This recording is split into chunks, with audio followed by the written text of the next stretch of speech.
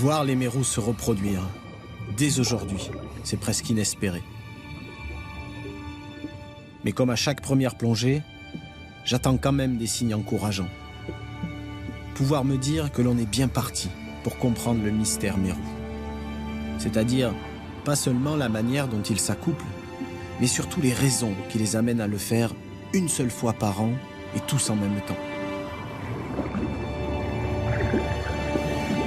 Et puis aussi, mesurer les conséquences sur les requins, surexcités par la présence des mérous. Mais aussi les conséquences sur les thons à dents de chien, les grands barracudas, les raimentas. Bref, sur tous les acteurs du théâtre de la passe.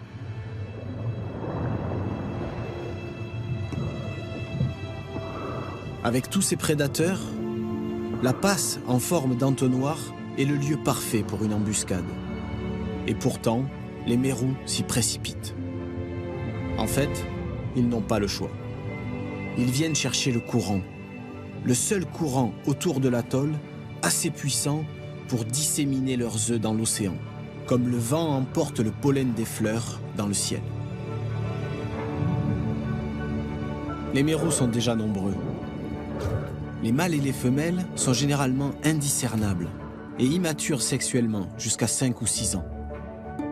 Pour ne rien arranger, ils sont hermaphrodites. Les femelles changent de sexe pour devenir des mâles qui vivront plus de 20 ans. Heureusement, certaines attitudes semblent évidentes.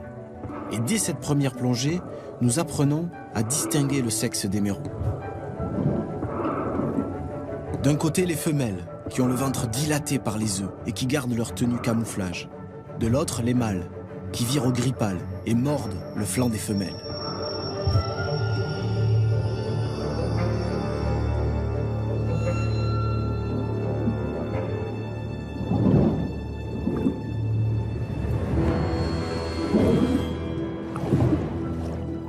Et que signifient toutes ces confrontations?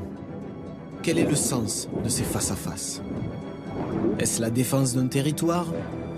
La garde rapprochée d'une femelle en attendant le jour J? Est-ce de l'intimidation entre rivaux? Des préludes au combat? Ou encore une parade de séduction?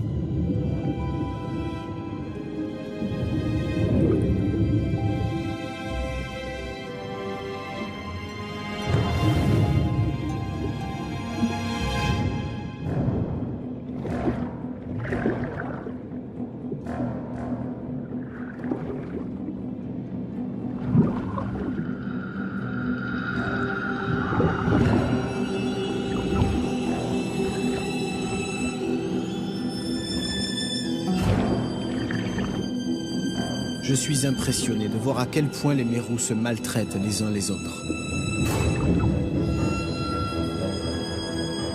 Mais il y a pire. Je m'attarde sur l'un d'entre eux. Ces 2 grandes blessures, c'est la signature d'une attaque de requin. Combien de temps sera-t-il capable de survivre dans cet état? Aura-t-il même une chance de se reproduire? Cette reproduction, dont je cherche toujours les premiers signes.